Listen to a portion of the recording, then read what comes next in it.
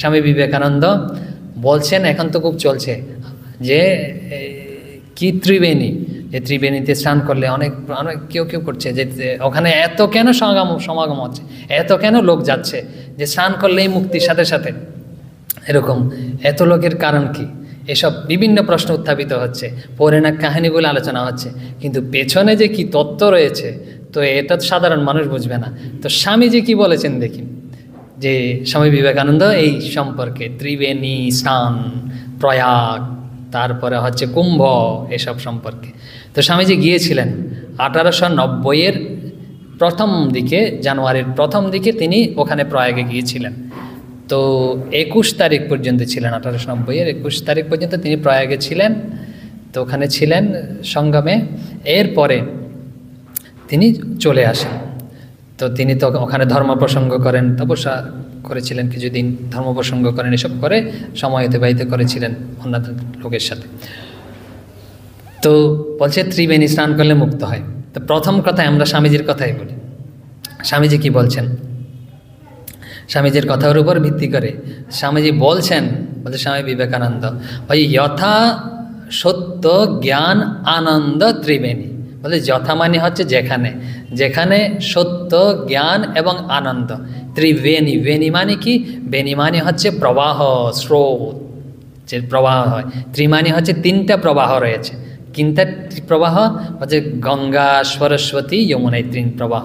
তো স্বামীজি বলছেন তিনটা প্রবাহ কি, বলছে সত্য একটা প্রবাহ, আনন্দ একটা প্রবাহ, তারপরে হচ্ছে জ্ঞান একটা প্রবাহ।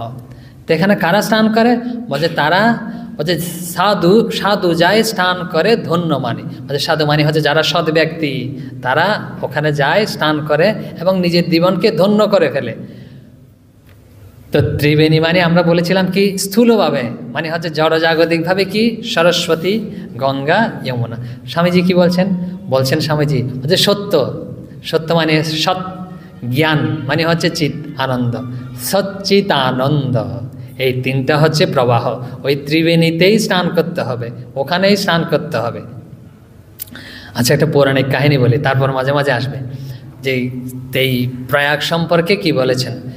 যখন যুধিষ্ঠির, আপনারা জানেন তখন শেষ হয়েছে, কুরুক্ষেত্রের যুদ্ধ শেষ হয়ে গেছে, তো যুধিষ্ঠির খুব মানসিকভাবে ক্লান্ত, শ্রান্ত, দুঃখিত যে এত সব আত্মীয় স্বজন সব বধ করেছে। তো তখন মার্কণ্ডেয় শরণাপন্ন হয়েছে, ঋষি মার্কণ্ডেয়। তো মার্কণ্ডেয় তখন বলছেন, তাকে বলতে বলতে যে প্রয়াগ সম্পর্কে বলেছেন, যে প্রয়াগে দেহ ত্যাগ হলে মুক্তি হয়, এই যে। তারপরে বলছেন যে প্রয়াগে হচ্ছে ভব যন্ত্রণা, ভোগ হয় না, প্রয়াগে দেহ ত্যাগ হলে আর পরবর্তী তার জন্ম হবে না। ভব মানে হচ্ছে জন্ম, জন্ম হওয়া, একদম যে জন্ম হলে দুঃখ সব নষ্ট হয়ে যায়। আরও বলছেন যে প্রয়াগের কথা স্মরণ করলেই মুক্ত হয়ে যায়। তা আমরা তো স্মরণ করছি। প্রয়াগ শব্দের অর্থটা দেখি আমরা আগে। তো প্রয়াগ শব্দের অর্থ কি, প্রয়াগ, ইয়াগ শব্দের অর্থ হচ্ছে ত্যাগ করা, দান করা। ইয়াগ মানে হচ্ছে দান করা বা ত্যাগ করা, আর প্রমাণে হচ্ছে প্রকৃষ্ট রূপে, বলছে প্রকৃষ্ট রূপে ত্যাগ করতে হবে, দান করতে হবে। বলছে কি ত্যাগ করতে হবে, বলছে শরীর বোধটা ত্যাগ করতে হবে, যে অহং বুদ্ধি আমাদের যে রয়েছে সবসময়, আমি শরীর, আমি শরীর, আমি কর্তা, এই বুদ্ধিটা ত্যাগ করতে হবে। ত্যাগ করে কোথায় স্নান করতে হবে, ত্রিবেণীতে স্নান করতে হবে প্রয়াগে। ত্রিবেণী মানে কি, বলছে সচ্চিত আনন্দ। আর আমাদের ভক্তিভাবে বললে ভক্তদের জন্য ভগবান। তো স্নান করা মানে কি, ডুব দেয়া, ডুবে থাকা। তো ভগবানের ডুবে থাকতে হবে। তো ভগবানের ডুব দিলেই কিন্তু, এই সচ্চিদানন্দে ডুব দিলেই কিন্তু কি ত্যাগ করতে হবে, অহং বুদ্ধি, আমি কর্তা, দেহ বুদ্ধি ত্যাগ করে, এই যে আমি ভগবানের দাস, আমি ভগবানের সন্তান, এই বুদ্ধি আরোপ করে ওখানেই থাকতে হবে। ওখানে থাকলেই তখন মুক্তি, ডুব দেয়া। শ্রীরামকৃষ্ণ ডুব দেওয়া সম্পর্কে বলেছেন, ও যে উপর উপর ভাসলে চলবে না, ও যে ডুব দিতে হবে। কোথায় ডুব দিতে হবে, শ্রীরামকৃষ্ণ নিজেই বলছেন, ও যে সচ্চিদানন্দ রূপ জলে ডুব দিতে হবে বলছেন, এমনি জাগতিক জলে নয়। তো আরেকটা পৌরাণিক কাহিনী আপনারা জানেন, উল্লেখ করি, মাঝে মাঝে একটু কাহিনী বললে ভালো। বলছে কীভাবে কি হয়, বলছেন যখন এরকম সমুদ্র মন্থন হচ্ছিল, যে জানেন তো সমুদ্র মন্থন করেছিলেন দেবতা আর অসুররা, এই সমুদ্রে এরকম মন্থন হচ্ছিল, তখন ওখান থেকে সর্বশেষে অমৃত উঠেছিল। তো সমুদ্র কি জানেন, আমরাই হচ্ছে সমুদ্র, আমাদের ভিতরে সব রয়েছে অমৃত। আমাদেরকে মন্থন করতে হবে। কিরম মন্থন? মানে হচ্ছে সাধন ভোজন, এসব চিন্তা, ভগবত চিন্তা, এসব করাই হচ্ছে মন্থন করা। তো এসব করলেই কিন্তু আমাদের ভিতরেই রয়েছে অমৃত, ওখান থেকে বের হতে থাকবে। তো মন্থন করলে, তো উপমা দিয়েছে এখানে সমুদ্র মন্থনে, সমুদ্র মন্থন করে অমৃত বেরিয়েছে। তো অমৃতটা না, ওই যে জানেন ঘটনা, তো অসুররা নিয়ে নিয়েছে প্রথমে, যেরকম পেয়েছে। তো কী করবে, বিষ্ণু মোহিনী রূপ ধারণ করেছে, তো এটা ওদের কাছ থেকে নিয়েছে। নেওয়ার পরে না, ওই প্রয়াগে কিছু ওখানে পড়েছে, আর কিছু 4 জায়গায় পড়েছে। বলছে হরিদ্বারে পড়েছে, উজ্জয়িনীতে পড়েছে, নাসিকে পড়েছে, তো 4 জায়গায় পড়েছে। তো ওখানে সব স্নান করলে মানুষ অমর হয়ে যায়, কারণ অমৃত পড়েছে তো ওখানে। তো এখন শ্রী রামকৃষ্ণ কি বলছেন দেখি, বলছে সচ্চিদানন্দ সাগরে ডুব দিলে কেউ মরে না, বলছে অমর হয়।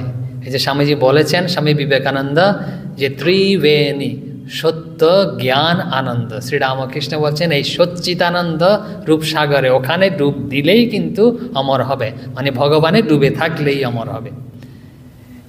এখন তো গেল উপনিষদের। আচ্ছা, যোগীরা কি বলে এই ত্রিবেণী মানে কিরম ব্যাখ্যা করে? যোগ যারা রাজযোগ অনুশীলন করে, খুব সাধন ভজন প্রাণায়াম করে, এরা কি বলেন? এরা এই ত্রিবেণী মানে হচ্ছে প্রবাহ, তে 3টা ফ্লো চলছে, প্রবাহ। বলছে 3টা প্রবাহ কোথায় চলছে? বলছে ইড়া, পিঙ্গলা এবং সুষন্মা। যে আমাদের মধ্যে রয়েছে ইড়া, আমাদের বামভাগে রয়েছে ইড়া, তারপরে হচ্ছে ডান ভাগে রয়েছে পিঙ্গলা, আর মাঝখানে রয়েছে সুষন্মা। সুষন্মা হচ্ছে সুপ্ত অবস্থায় রয়েছে, যেটা সাধন ভোজন করে, ভগবত চিন্তা করে, সৎ চিন্তা করে জাগাতে হয়।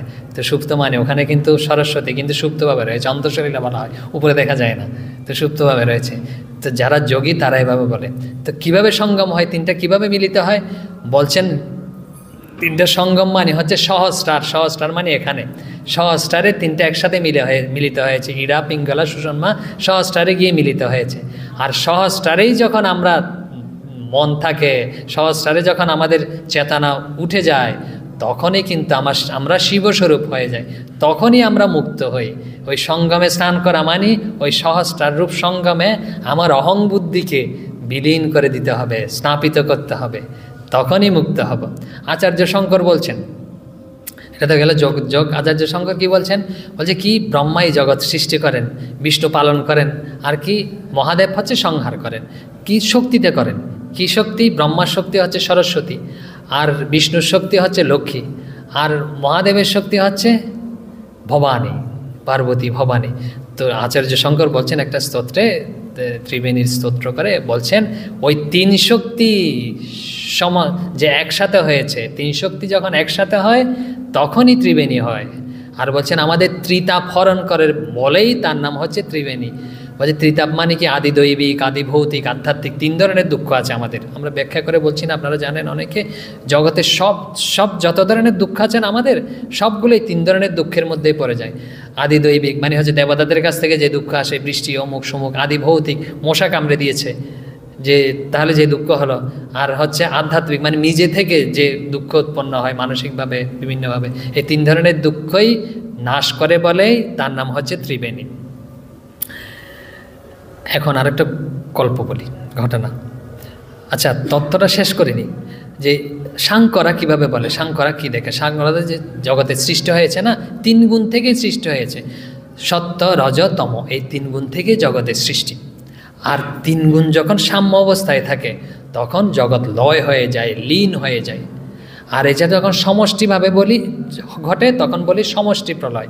আর যখন বেষ্টি মানে হচ্ছে একজনের ক্ষেত্রে যখন ঘটে তখন এটাকে সুষুপ্তি বলি।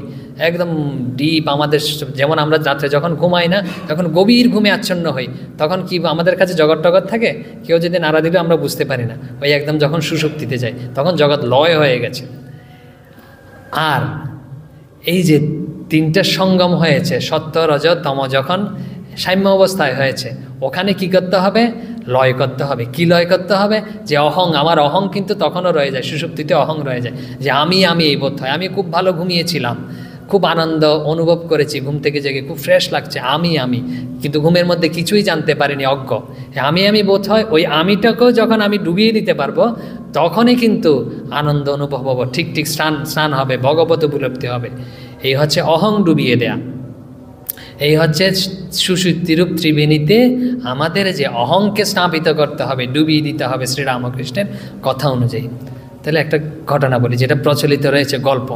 এই যে আমরা বারবার বলছি ত্রিবেণীতে স্নান করা, তো পার্বতী জিজ্ঞেস করছে, ভবানী মহাদেবকে জিজ্ঞেস করছে, আচ্ছা এই এত লোক, লাখ লাখ কোটি কোটি লোক যে স্নান করছে, সবাই কি মুক্ত হয়ে যাবে? তখন মহাদেব বলছে, চলো তোমাকে একটা বুদ্ধি শিখিয়ে দিই। যে আপনারা হয়তো এই ঘটনা শুনে, পৌরাণিক কাহিনীগুলো তো প্রচলিত রয়েছে, শুনেছেন হয়তো, তো একটা বুদ্ধি শিখিয়ে দিই। তো কি বুদ্ধি? বলছেন, আমি না ওখানে গিয়ে সাধারণ মানুষের মতো মরার মতো শুয়ে থাকবো। আর ভবানীকে শিখিয়ে দিচ্ছে মহাদেব, আর তুমি কি করবে? তুমি কান্না করবে, কাঁদবে যে আমার স্বামীকে বাঁচিয়ে দাও, আমার স্বামীকে বাঁচিয়ে দাও, এসব বলে কান্না করবে। বলছে তারপরে কি করবে? তারপরে ওখানে গিয়ে হবে। তো তারা চলে এসছে দুজন, গিয়ে একজন তো শুয়ে রয়েছে একদম মরার মতো, তারপরে পার্বতী তো সাধারণ মহিলার রূপ ধরে কাঁদছে, বলছে আমার স্বামী মরে গেছে, আমার স্বামী মরে গেছে, তো চিৎকার করে বিলাপ করে করে কাঁদছে। তো বলছে কিন্তু বাঁচার একটা ইয়ে আছে। বলছে কি? বলছে আপনারা চাইলে আমার স্বামীকে বাঁচিয়ে দেবেন। বলছে তাই নাকি? তাই এখন বাঁচিয়ে দিচ্ছি। বলছে একটা শর্ত আছে। বলছে আপনারা যদি স্নান করছেন, যে ত্রিবেণীতে স্নান করছেন, তো স্নান করলে তো সব পাপ মুক্ত হয়ে যায়।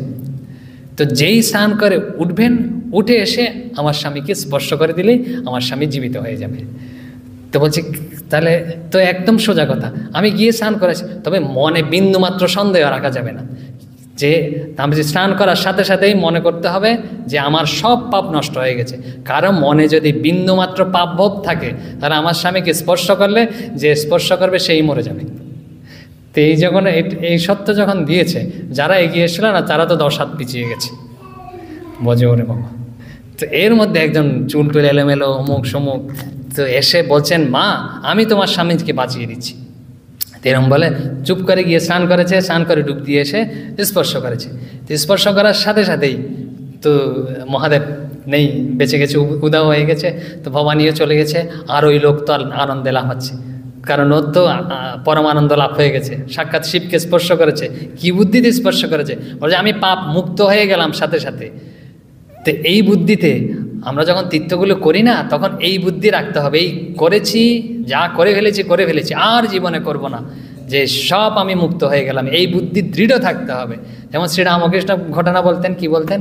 শ্রীরামকৃষ্ণ বলছেন, আমরা যখন গঙ্গা স্নান করি না, তখন গঙ্গাতে যখন নামি, তখন পাপগুলো না আমাদের মাথার উপর থেকে, সব কাঁধের উপর থেকে সব গাছে গিয়ে চাপে। কারণ গঙ্গায় তো পাপ নামতে পারবে না, আমরাই নামতে পারবো।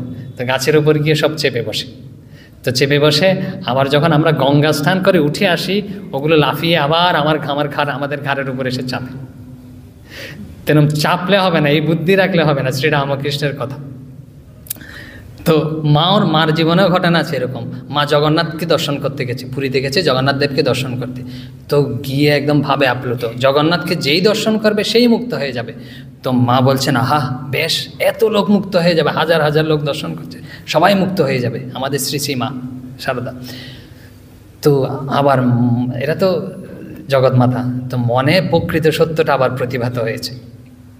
তো তিনি একটি পরেই নিজের মন থেকেই দেখতে পাচ্ছেন, না, যে যারা বাসনা শূন্য হবে, এই তারাই 2-1 মাত্র মুক্ত হবে, সবাই হবে না। কিন্তু তাহলে বাসনা শূন্য হতে হবে। যে আমি ডুব দিলাম আমার অহংবোধকে, শ্রীরামকৃষ্ণ বলেছেন, স্বামীজি বলছেন কোথায়? সচ্চিদানন্দে ডুব দিলাম, আমার অহংকে বিলীন করে দিলাম, ভগবত অহংে পরিণত করলাম। আমার কোনো কর্তা বুদ্ধি নেই, যে তিনি একমাত্র কর্তা, তিনি আমাকে যে রূপ চালাচ্ছেন, আমি চলছি, আমি যন্ত্র মাত্র। এই বুদ্ধি যখন আসবে তখনই মুক্ত হবে। আচ্ছা, তাহলে কি আমরা এই ত্রিবেণী স্নানের নিষেধ করি? তা নয়, কিন্তু আপনারা উল্টো ভাববেন না যে উল্টো সমাজটি নাম হয়ে যাবে তখন, তা আছে তো উল্টো ভাববেন না। কিন্তু আমরা বলছি যে তীর্থাদি, এই স্নান, এগুলো কিভাবে করতে হয়, যে ভগবত ভাব নিয়ে, টিকটিক ভাব নিয়ে, আদর্শ নিয়ে, স্বামীজি যেরম বলেছেন, স্বামী বিবেকানন্দ, শ্রীরামকৃষ্ণের যেরম ভাব, শ্রী মায়ের যেরম ভাব, ওই ভাব নিয়েই কিন্তু এইসব করতে হয়, তখনই টিকটিক ফল লাভ হয়। যে আমি ওখানে কি বলে অনেক সময় বনভোজন করতে যাবো, অনেকে তো ব্যবসাও করছে, ব্যবসা করতে, তাহলে কিন্তু হবে। তাহলে থাক। ওম শান্তি শান্তি শান্তি, হরি ওম তৎসৎ। শ্রীরামকৃষ্ণার্পণমস্তু।